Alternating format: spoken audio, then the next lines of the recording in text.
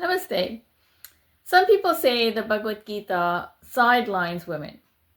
Others say it's the deepest source of strength for Hindu women. Both cannot be true in the same way. So what does the Gita actually say about women? If you are a Hindu woman who has ever wondered, am I spiritually equal in this tradition, or just a supporting caste member, this video is for you. I'm not here to sugarcoat anything. I'm here to show you exactly how Krishna speaks about the soul and where women are placed in that vision. So let's look at exactly what Krishna says about women in respect to their place in the world.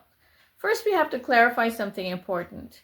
The Bhagavad Gita is not a manual on just women's roles. It's a dialogue about the Atman, the immortal self that is beyond body, gender, and social labels.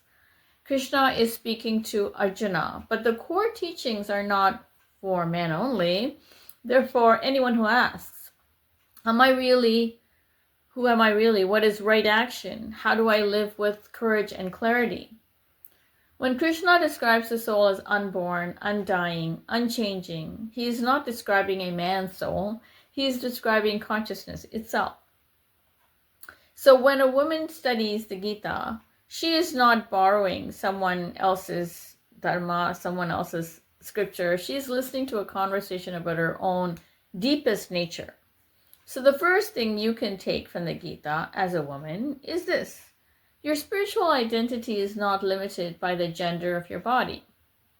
You have the same access to devotion, wisdom, and liberation as any man. Right? I think we can all agree on that. Most people have that as their baseline, but I just wanted to set that stage. So now let's look at a verse where Krishna explicitly speaks about feminine qualities.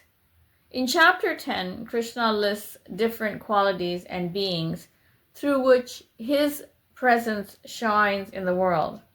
In one line, he speaks about the qualities that are described as feminine. We'll unpack what it means for us as women today. Kirti Srivak Chanari Nam Smriti Meda Dhruti Kshama. That is verse 34 in chapter 10. Amongst feminine qualities, I'm fame, prosperity, fine speech, memory, intelligence, steadfastness, and forgiveness. In this verse, Krishna says that among feminine qualities, he is fame, prosperity, fine speech, memory, intelligence, steadfastness, and forgiveness. Pause and think about that. He names capacities that shape families, communities, and civilizations from the inside out. Fine speech, the power to speak truth with beauty. Memory, the ability to hold culture, lineage, and lived wisdom. Intelligence and steadfastness, the capacity to think clearly and stand firm in Dharma. Forgiveness, that quiet strength that heals relationships and histories. Krishna is essentially saying, when you see these qualities in women, in anybody actually, you are seeing me. But more so, we can own those qualities and claim them as something we always exhibit but don't take credit for. Of course, some of you may have heard lines from the Gita related texts that sound negative about women.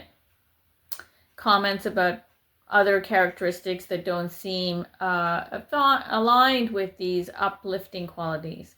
But it is important to remember the Gita sits inside a larger epic, the Mahabharata, and also inside a very specific social world, right? So you take the good statements that come from Krishna. Some statements reflect that historical society, not the eternal status of the soul. So you have to take the honest truth. When the Gita speaks universally about Atman, about devotion, about inner qualities, it never says this is only for one sector of the population. So as a Hindu woman in the 21st century, you are allowed to say, I respect the historical context, but I stand firmly in the Gita's eternal message. The soul is beyond gender, and Krishna honors the strengths I carry as a woman. So this is an important aspect of reading the Bhagavad Gita. We can remember these strong female qualities we all have. So how can you actually use the Gita in your life as a woman instead of just debating verses on social media? Here are a few invitations for all of us. When you doubt yourself, remember the same Krishna who spoke to a warrior on a battlefield also claims your memory, intelligence, and forgiveness as his qualities. Your clarity and your compassion are not weaknesses, they are sacred. When you feel pressured by rigid ideas of what a good Hindu woman should be, come back to the Gita's deeper question, what is my Dharma in this moment? What is the most courageous, truthful action I can take aligned with my inner self? And when you open the text, do not read it as an outsider. Read it as someone Krishna is also speaking to, because he is. One thing we need to remember, that's not just a conversation on the battlefield. If you remember only one thing from this video, let it be this. If your reading of the Bhagavad Gita makes you feel smaller, more afraid, or less worthy because you are a woman, you are not hearing Krishna clearly.